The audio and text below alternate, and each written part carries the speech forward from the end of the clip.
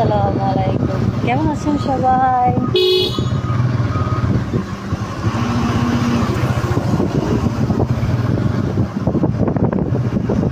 অফিসে যাচ্ছি, প্রচণ্ড বাতাস হচ্ছে।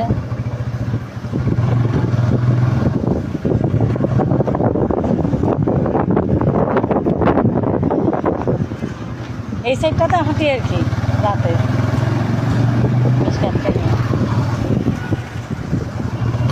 অফিস থেকে আসার পর এক ঘন্টা রেস্ট করে তারপর 1 ঘন্টা হাঁটি, তারপর এসে ভাত খাই, নামাজ পড়ি, তারপর হয়তো লাইভ করি, কখনো লাইভ করি, কখনো লাইভ করি না, তারপর ঘুমাই যাই।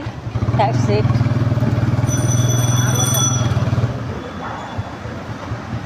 প্রতিদিন অফিস থেকে বের হওয়া, অফিসে যাওয়ার সময় হলে আমি কান্না করি।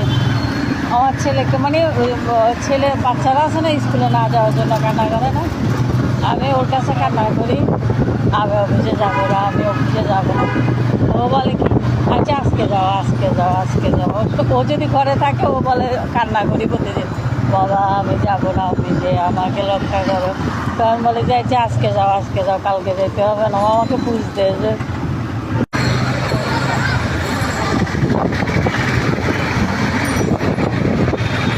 কলিকা মসজিদ, এটা আমাদের সেই পুরানো এই জায়গাটাতে একসময় আমার আব্বার থেকে শোনা, এই জায়গাটাতে আগে একসময় বন জঙ্গল ছিল, তারপরে বাঘ হাঁটতো, এরকম ছিল।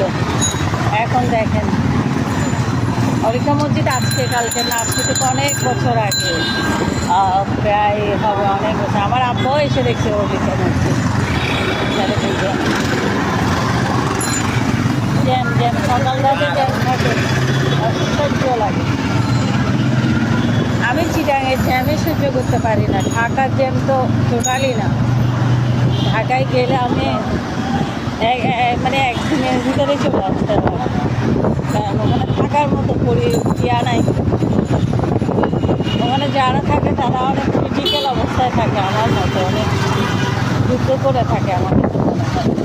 আমাদের চট্টগ্রাম শহরে মাশাআল্লাহ আলহামদুলিল্লাহ, আল্লাহর কাছে শুকরিয়া করি।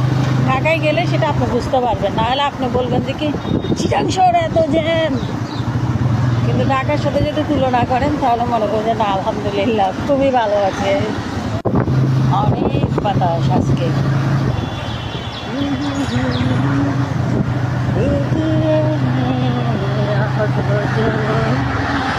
আজকে কোনো গার্জিয়ান নাই আজকে।